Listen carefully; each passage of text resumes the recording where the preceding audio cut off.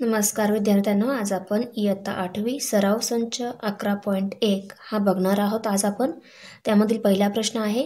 इयत्ता 8वी मधील 30 विद्यार्थ्यांपैकी प्रत्येकाने लावलेल्या रोपांची संख्या खालील वारंवारता सारणीत दिली आहे.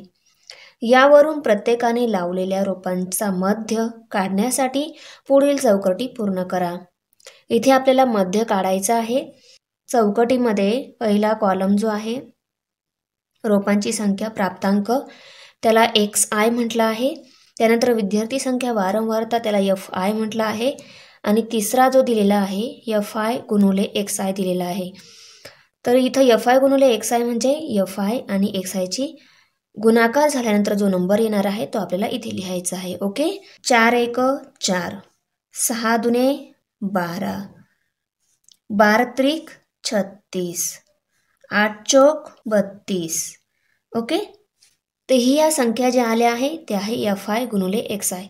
N बरोबर इथं आपल्याला या सगळ्या नंबरची बेरीज करायची असते. तर बघा, 4 अधिक 6 10, 10 आणि 2 12, 12 आणि 8 20 झाले. तर 20चा इथे 0 आणि हातचा गेला 2, 2 आणि 1 किती होतात 3. तर इथे 30 आलेले आहे. ओके. तर हे बघा, हा जो नंबर आहे N बरोबर 30 हा आपल्याला जो विद्यार्थी संख्या दिलेला आहे प्रश्नामध्ये तितकीच यायला पाहिजे. ओके. तर बघा, आता FI गुणुले XI यांची पण आपल्याला बेरीज करायची आहे. तर इथे काय आहे, sigma FI गुणुले XI, sigma FI XI दिलेले आहे. म्हणजे काय असतं, FI गुणुले XI ज्या संख्या आहे त्यांची सगळ्यांची सम असते, म्हणून हा सिग्मा दिलेला असतो. सिग्मा म्हणजेच सम असते, सम म्हणजे आपण बेरीज करतो, बरोबर. तर बघा, 4 आणि 2 6, 6 आणि 6 12 होतात, 12 आणि 2 14 होतात, 14चा 4 इथे हातच्या गेला 1. ओके. आता 1 आणि 3 4 होतात, 4 आणि हे 4 8 होतात, इथे आले 84. ओके. सिग्मा FI XI ची व्हॅल्यू किती आली 84. ओके. आता आपल्याला मध्य काढायचं आहे. मध्य म्हणजे X बार बरोबर सम ऑफ सिग्मा FI XI बरोबर, सिग्मा FI XI भागिले N. आता आपल्याला FI XI ची व्हॅल्यू पण आहे आपल्याकडे, N ची व्हॅल्यू पण आहे. ती व्हॅल्यू आपण इथे टाकून देऊयात. ओके. FI XI ची व्हॅल्यू काय आहे 84 आणि N ची व्हॅल्यू आहे 30. आता इथे आपल्याला अपूर्णांक 84 भागिले 30 हा मिळाला आहे. म्हणजे 84ला आपण 30ने भागायला पाहिजे. पण बघा, हा एक अपूर्णांक पण आहे. या अपूर्णांकाचं रूपांतर आपण छोट्या अपूर्णांकामध्ये करूया. तर कसं करणार, या दोन्ही पण नंबरला 2ने भाग जात आहे, म्हणून आपण या दोन्ही नंबरला पहिले 2ने भाग देऊन घेऊया. ओके. कसं देणार हे बघा. आता इथे 30 आहे, काट मारायची पहिले. बे 1 बे, 3 मधून 2 कट झाले, किती राहणार 1 राहणार, 1 आणि 0 10 होणार. ओके. बे 5 10. ओके. आता इथे बघा 84 आहे ना, त्याच्यावर काट मारायची, बरोबर. आता 2च्या पाड्यात 8 आहे का, हो. बे चौक 8 आणि 2च्या पाड्यात 4 आहे का, हो. किती नंबरला 2 नंबरला, बे 2 4. तर इथे किती आले 42 भागिले 15 आले, बरोबर. आता 42 भागिले 15 हा जो नंबर आहे याला आणखी आपण छोट्या अपूर्णांकामध्ये रूपांतर करून घेऊया. कसं होणार, पण दोन्ही नंबर रूपांतर करताना दोन्ही नंबरला कोणत्या तरी एका नंबरने भाग गेला पाहिजे. भाग देऊन आपण छोट्या अपूर्णांकामध्ये रूपांतर करू शकतो. आता 42 आणि 15 हा जो नंबर आहे दोन्ही नंबरला 3ने भाग जातो, बरोबर. तर दोन्ही नंबरला 3ने भाग देऊन घेऊया. 2ने नाही जात म्हणून आपण 3ने देणार. ओके. आता हे बघा, याच्यावर काट मारायची, याच्यावर काट मारायची, बरोबर. आता 3च्या पाड्यात 15 किती नंबरला आहे, 3 5 15, बरोबर. 3च्या पाड्यात 4 आहे का नाही, पण आपण 3 1 3 घेऊ शकतो, बरोबर. 4 मधून 3 कट झाले, किती राहिले 1 राहिला, 1 आणि 2 12 झाले, बरोबर. आता 3 चौक 12 होतात, म्हणून 14 भागिले 5. ओके. 14 भागिले 5 हा छोटा अपूर्णांक आपल्याला मिळून गेला. आता 14ला आपण 5ने भागू शकतो, बरोबर. तर बघा, इथेच भागून घेऊया. 5 1 5, 5च्या पाड्यात 14 आहे का, 5 ते 15 आहे, म्हणजे हा छोटा आहे 15पेक्षा, म्हणून 5 दुने 10च घ्यावं लागणार आपल्याला, बरोबर. किती उरले? 4 उरले. बरोबर. आता हा 4 5च्या पाड्यात तर 4 नाही आहे, मग आपण इथे 0 घेऊ शकतो. इथे 0 घेतलं तर आपल्याला इथं पॉईंट द्यावा लागतो. बरोबर. 2 पॉईंट. तर बघा इथे पॉईंट दिल्यानंतर आपण इथे 0 घेऊ शकतो. पॉईंट दिला आणि 0 पण घेतला. 5 8 हे 40 आहे. बरोबर. मग 2.8 हा आपल्या काय आला? मध्य आला. बरोबर. तर इथे बरोबरच्या इथे आपल्याला काय लिहायचं आहे? 2.8. बरोबर. हा आला आपला मध्य. तर म्हणून प्रत्येकाने लावलेल्या रोपांचा मध्य डॅश आहे. तर काय आला आहे आपला मध्य? 2.8 आलेला आहे. बरोबर. तर 2.8 काय आला? प्रत्येकाने लावलेल्या रोपांचा मध्य. प्रश्न क्रमांक 2. एकलारा गावातील 25 कुटुंबात मे महिन्यात वापरलेली वीज युनिटमध्ये पुढील सारणीत दिली आहे. सारणी पूर्ण करून पुढील प्रश्नांची उत्तरे द्या. ओके. तर बघा आपण अगोदर सारणी पूर्ण करूया. तर ही सारणी कशी पूर्ण करायची तुम्हाला माहिती आहे. या अगोदरचा प्रश्न आपण बघितलेला आहे. यामध्ये XI म्हणजे वीज वापर युनिट प्राप्तांक आहे. FI म्हणजे कुटुंबाची संख्या वारंवारता आहे ती. आणि तिसरा कॉलम जो आहे FI गुणुले XI आहे. म्हणजे FIची जर आपण 7वी व्हॅल्यू घेतली तर त्याच्या पुढची जी XIची व्हॅल्यू त्या दोघांचा गुणाकार करून जो नंबर येणार तो आपल्याला इथे लिहायचा आहे. बरोबर. तर हे बघा आता 7 0 0 7 त्रिक 21. ओके.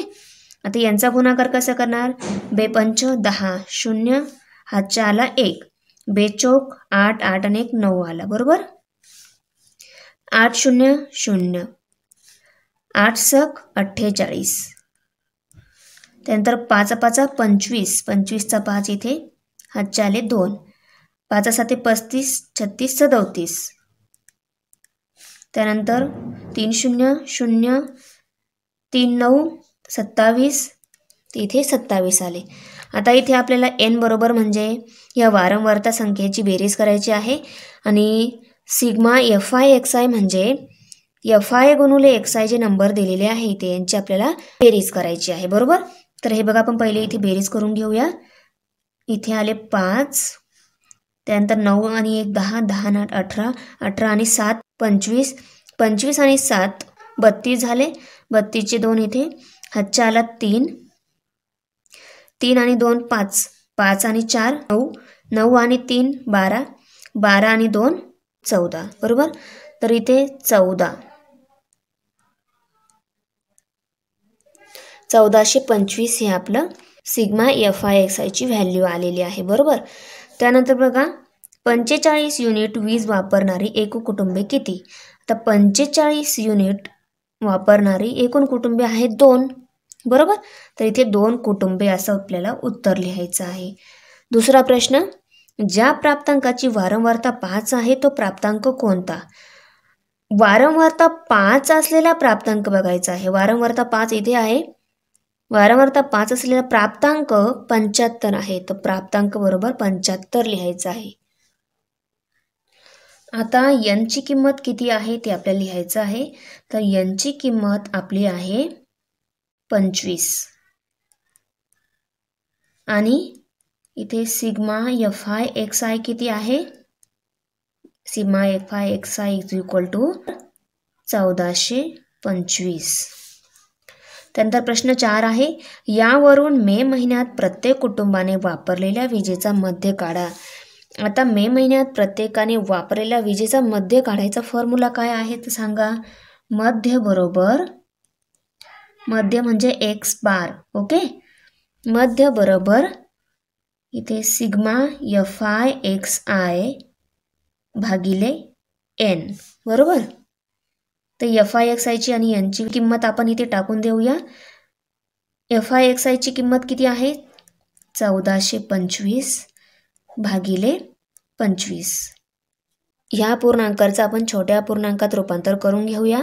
अंशस्थानी आणि छेदस्थानी जो नंबर दिलेला आहे त्या दोन्ही नंबरला आपण एकाच नंबरने भागून घेऊया.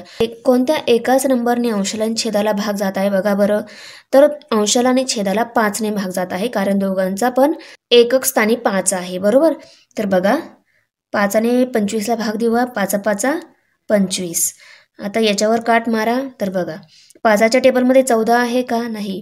5 दुने 10 आहे. 14तून 10 वजा झाल्यावर किती राहतात? 4 राहतात. 4 आणि 2 42 होता की नाही? 5 8 हे 40. तर 42मधून 40 वजा झाल्यानंतर किती राहतात? 2 राहतात. 2 आणि 5 25 झाले. 5 5 25. तर 285 भागिले 5 हा अपूर्णांक मिळाला आहे. तर इथे पण 5 आणि इथे पण 5 आहे. अंशाला आणि छेदाला दोघांना पण 5ने भाग जाणार आहे. आपण देऊन घेऊया. तर बघा 5 1 5, 5 5 25. 28मधून 25 वजा झाल्यानंतर किती राहतात? 3 राहतात. 3 आणि 5 किती झाले? 35 झाले. 5 7 35. तर आपल्याला इथे किती किंमत मिळाली आहे? 57. बरोबर. 57 आपला काय आला? मध्य आला. तर इथे आपण लिहूया मध्य बरोबर 57. समजलं? प्रश्न क्रमांक 3. भिलार येथील 40 कुटुंबातील सदस्यांची संख्या पुढील प्रमाणे आहे. तर ह्या संख्या दिलेल्या आहे. 40 कुटुंबातील सदस्य संख्या दिलेल्या आहेत. यावरून या 40 कुटुंबातील सदस्यांचा मध्य वारंवारता सारणीचा वापर करून काढा. आपल्याला सदस्यांचा मध्य काढायचा आहे. तर बघा पहिले आपल्याला घ्यावं लागणार आहे सदस्यांची संख्या, प्राप्तांक म्हणजेच xi असतो.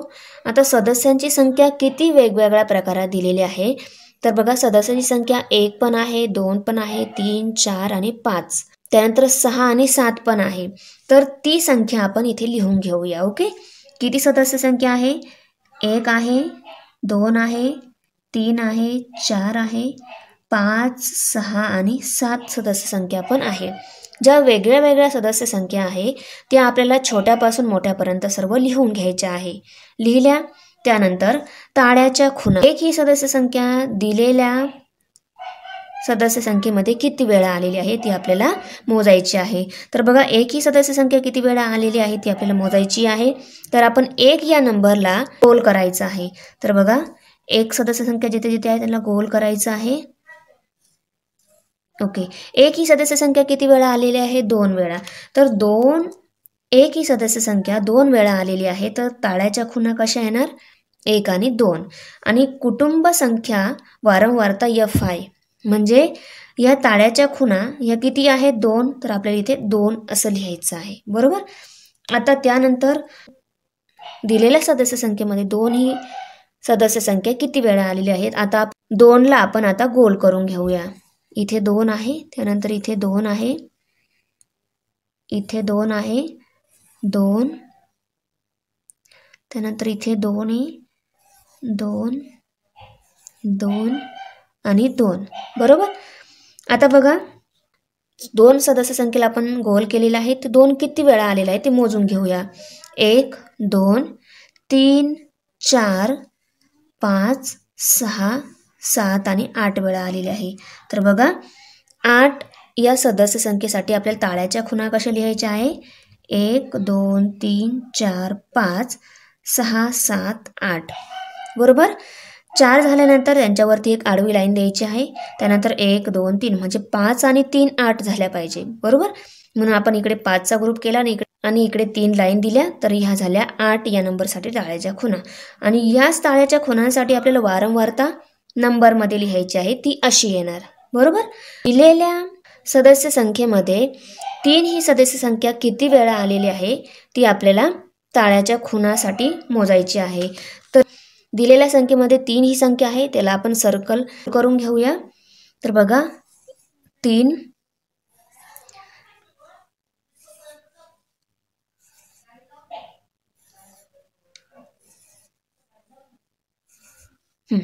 सगळ्या 3ला गोल करून घेतलं. आता 3 किती वेळा आहे ते आपण मोजून घेऊया.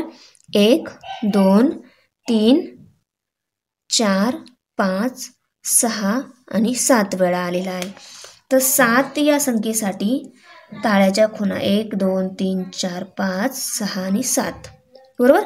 आणि इथे वारंवारता अशी येणार नंबरमध्ये. त्यानंतर 4 ही सदस्य संख्या किती वेळा आलेली आहे तर 4ला गोल करून घेऊया.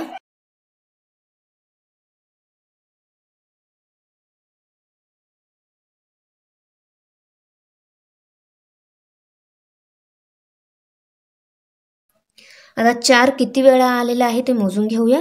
1 2 3 4 5 6 7 आणि 8 वेळा आलेली आहे. तर 8 नंबरसाठी 1 2 3 4 5 6 7 8 बरोबर. आणि इथे येणार 8 हा नंबर. त्यानंतर 5 ही सदस्य संख्या किती वेळा आलेली आहे, तर 5ला गोल करून घेऊया.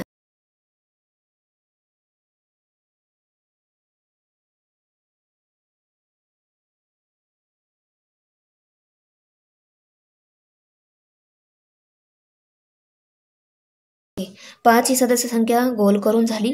आता 5 किती वेळा आलेले आहे ते मोजून घेऊया. 1 2 3 4 5 6 7 7 वेळा आलेली आहे.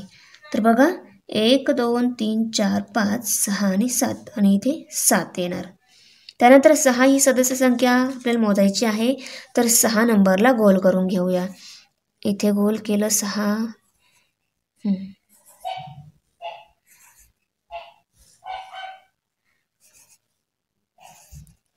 आता 6 ही संख्या किती वेळा आलेली आहे मोजून घेऊया.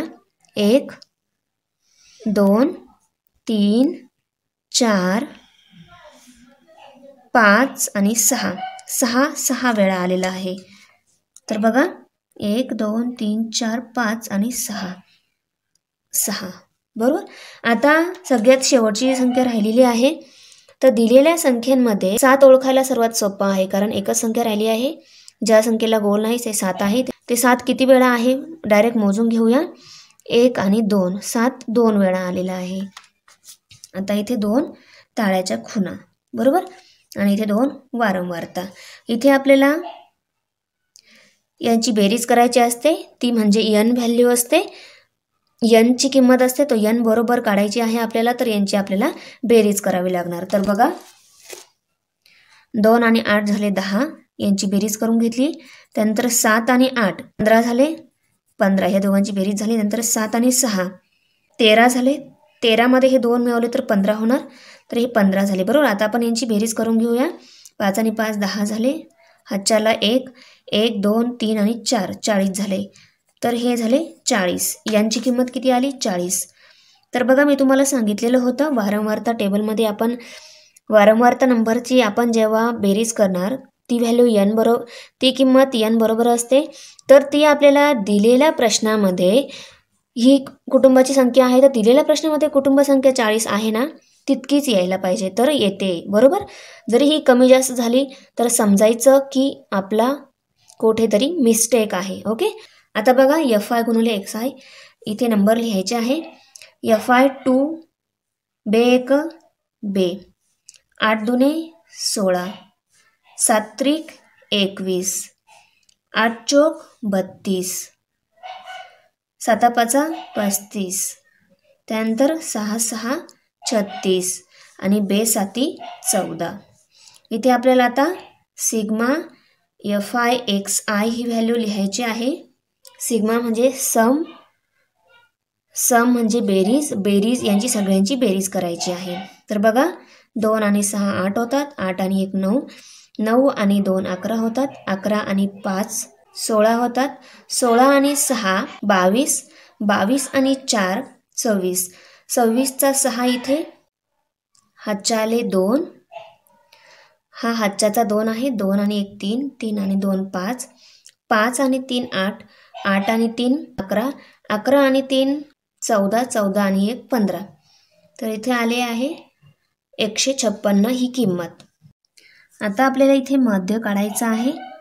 मध्य बरोबर मध्य x बारने दाखवतो आपण बरोबर इथे सिग्मा FI XI भागिले n. आता सिग्मा FI XI ची किंमत किती आहे 156 भागिले 40. आता 156 आणि 40 म्हणजे हा अपूर्णांक आहे. या अपूर्णांकाला आपण छोट्या अपूर्णांकात रूपांतर करून घेऊया. तर बघा 156 आणि 40 हे दोन्ही पण नंबर 2नी त्यांना भाग जातो.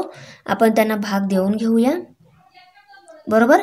तर बघा बे दुने 4 आणि हा 0 आहे तसाच. तर बेच्या पाड्यात 15 आहे का? बे 7 14 आहे, 1 उरला 16 झाले, बे 8 16. आता इथे 78 भागिले 20 हा पण एक अपूर्णांक आहे. आपण याला पुन्हा छोट्या अपूर्णांकामध्ये रूपांतर करून घेऊया. रूपांतर केव्हा होतं? जेव्हा आपण या दोन्ही संख्येला एकाच संख्येने भाग देऊ तेव्हा छोट्या अपूर्णांकात रूपांतर होतं. तर बघा इथे 78 आणि 20 याच्या एकक स्थानी 8 आहे, याच्या एकक स्थानी 0 आहे. 8 आणि 0 एकक स्थान असलेल्या ज्या संख्या आहे त्या दोन्ही संख्यांना 2 ने भाग जातो, तर भाग देऊन घेऊया. तर हे बघा बे 1 बे हा 0 आहे तसाच, बे 3 6 उरला 1 18 झाले, बे 9 18. आता इथे 39 भागिले 10 हा नंबर मिळालेला आहे. तर 39ला आपण डायरेक्ट 10 ने भाग देऊ शकतो. याचा आणखी छोट्या अपूर्णांकामध्ये रूपांतर नाही होणार, कारण दोन्ही नंबरला एकाच नंबरने भाग नाही जाणार, म्हणून आपण डायरेक्ट याला. तर बघा 10 1 10 10 त्रिक 30. ओके. तर 39 मधून 30 वजा झाले तर किती राहतात? 9 राहतात. आता 9 10च्या पाड्यामध्ये 9 तर नाही आहे, आपण याला 90 करून घेऊया. याला 90 केलं म्हणजे इथं 0 ॲड केला, इथे जर 0 घेतल्यानंतर आपल्याला इथं पॉईंट द्यावा लागतो. ओके. तर इथे पॉईंट दिला म्हणजे आता बघा 10 9 90 म्हणजे हा 90 कट झाला, इथे आला 9. 3.9 हा मध्य आलेला आहे. तर मध्य बरोबर 3.9 ही किंमत आलेली आहे. आपल्याला सदस्यांचे मध्यमान म्हणजेच सदस्यांचा मध्य विचारलेला होता, तर आपण इथे उत्तरामध्ये लिहूया सदस्यांचा मध्य बरोबर 3.9. प्रश्न क्रमांक 4 आहे. मॉडेल हायस्कूल नांदपूरने राज्यस्तरीय विज्ञान प्रदर्शनात मागील 20 वर्षात सादर केलेल्या विज्ञान व गणित प्रकल्पांची संख्या पुढील प्रमाणे आहे. यावरून वारंवारता सारणी तयार करून सामग्रीचा मध्य काढा. आता आपल्याला वारंवारता सारणी तयार करायची आहे, त्यामध्ये प्रकल्पांची संख्या. ओके.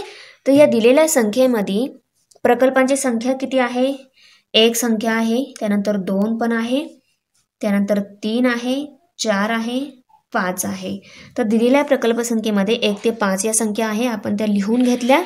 त्यानंतर त्या संख्या दिलेल्या संख्येमध्ये किती वेळा आलेल्या आहे त्याच्यासाठी आपल्याला ताळ्याच्या खुणा करायच्या आहे. म्हणजे बघा आता ताळ्याच्या खुणा 1 हा नंबर दिलेल्या संख्येमध्ये किती वेळा आलेला आहे, तर आपण आता 1ला गोल करून घेऊया.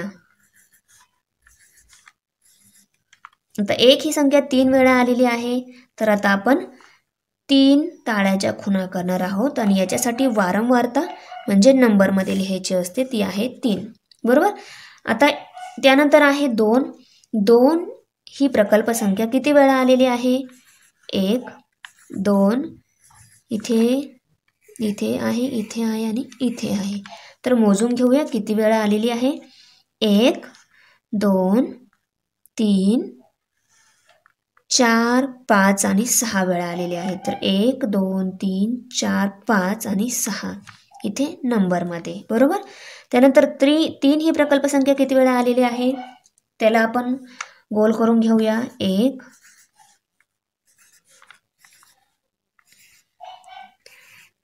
गोल करून झाला. आता मोजून घेऊया किती वेळा आहे ती.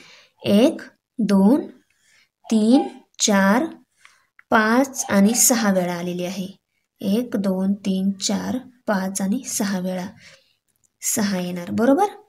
त्यानंतर 4 ही प्रकल्प संख्या किती वेळा आलेली आहे, तर आता 4ला गोल करून घेऊया.